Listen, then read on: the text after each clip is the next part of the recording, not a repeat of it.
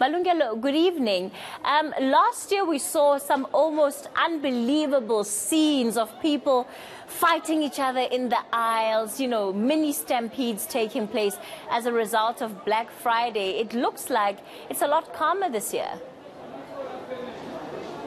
Well, in fact, Kathy, when I was talking to the general manager of the Sandton City Mall, he was saying that there was a little bit of pushing and shoving when the mall opened, when these stores opened at 7 o'clock, but there were no major incidents that were reported. But of course, they were saying that there have been about 15,000 vehicles that have entered at this mall, and they were saying that he's expecting that number to rise to about 27,000 because retailers that have got specials will close at around 9 tonight, and so the traffic is certainly starting to pick up because when we arrive at around 2 o'clock there was a little bit of a lull, and most people were in fact having lunch at restaurants. But I also made an observation, Katie, that some of the people were still queuing at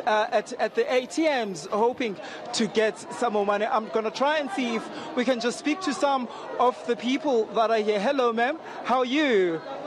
How are you? How are you? You don't want to talk? Okay. I see some people are shy of talking to me.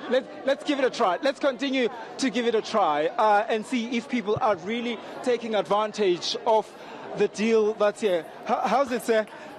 I see your trolley is empty. What's happening? That means I'm out of money. He says he's out of money. Please come through. Here's a lady that I'm going to talk to. Hello.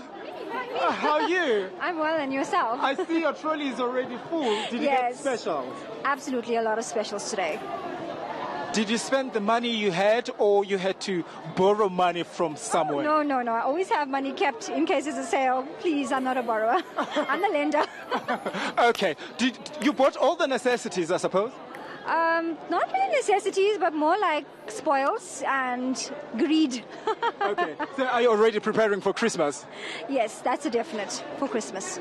Thank you very much. Thank you. Yes, I appreciate that. Okay, Kathy, let's try and see if we can talk to one more person for this. I see she really does not want to look even at my way, but let's try and see. Let's try and see if we can get someone else. Hello. Kunjani? Kunjani? Usifumene special. Ngisifumene ngithole ayini nesinkwa namhlanje. Haqaba. Konke engizele zona kuphela. Yiza sisi. I see. Oh wow. Mntwanami. You bought a lot of Danone. Yes. 3 for 30 rand. 3 for 30 rand. Okay, so how long is this gonna last you for? For 2 days. I know my kids. Okay. And Eustace, what did you get? Ngithole ama Doritos ne. It's 25 for 2. Okay. But did you have the money to spend, or you're just spending money which you've borrowed from somebody? No, I have it. Yes. All right. Kathy, let's quickly introduce our expert, really, Neil Roots. He's the CEO of Debt Rescue. Neil, thank you so much for joining us. I mean, there's a lot of temptation around us when you move around this mall, and there's bargains. And people are buying because they're taking an advantage of what they see around them. Is that a good thing? Well, first of all, it's amazing to see how happy people are. But that's just the thing. People are always happy spending money. The sad reality, actually, unfortunately, is that not everybody can afford to spend all this money. And that's why it's extremely important for people to plan before they come here and spend their money. Because everywhere in this mall and everywhere else in South Africa, there are temptations for spending money on this Black Friday. I mean, how do you plan, Neil? Help me understand. How do you plan when there's temptation everywhere? Well, I think the best tip here would be for people to plan beforehand, see what they can afford, and then bring that amount that they can afford in cash with them. Leave your bank cards at home, because there's just too many things that's going to entice you to spend more money than what you can really afford. I mean, what are the implications then of this, I'll call it reckless spending?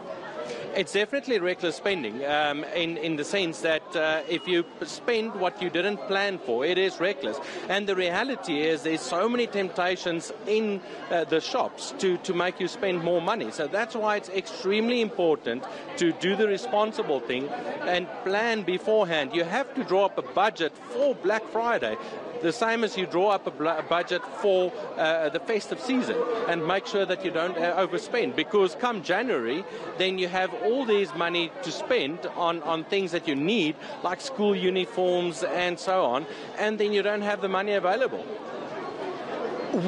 I'm sure, Neil, some of the people here are paying the items that they're buying on credit. That is not good. There's no doubt that some people are buying their goods on credit. Now, we must realize that if people using a credit card, that's credit. And if people borrowed money to come and spend here, they probably have to pay that back, so that's buying on credit. And we have seen at Debt Rescue that a lot of people actually borrow money to come and spend during Black Friday, because they feel that if they do not spend money during Black Friday, they are losing out. All right, Neil Ruth is the CEO of Debt Rescue.